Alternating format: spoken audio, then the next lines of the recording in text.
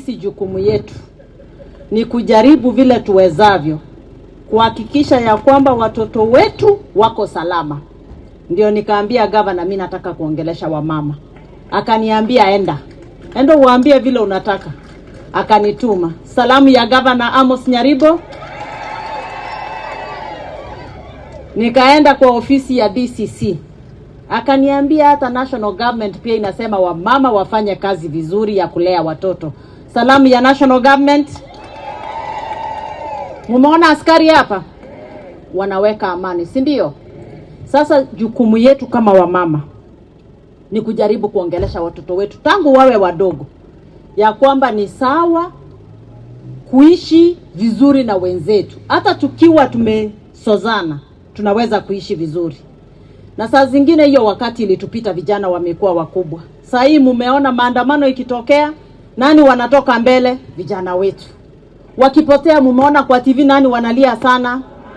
Mama anajaribu kutafuta kijana yake alienda wapi. Hiyo imekuwa kilio kila wakati. Lakini saa hizi tunataka tuwape ya kwamba Nyamira iwe liwalo. Iwe una support nani, sijui una support nani, hakuna mama atakubali mtoto wake aende kupigana na mwingine. Si kila mtu ako na kura yake? Kijana yako si yako na kura yake?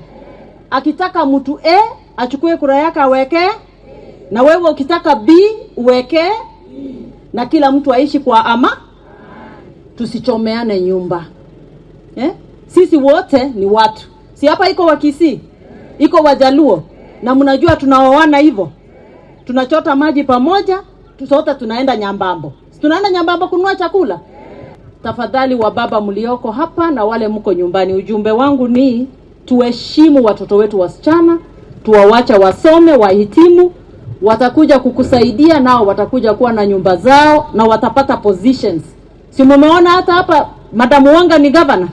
Si ni vizuri? Vitu kama hivyo vitatendeka ikiwa tutatia amani.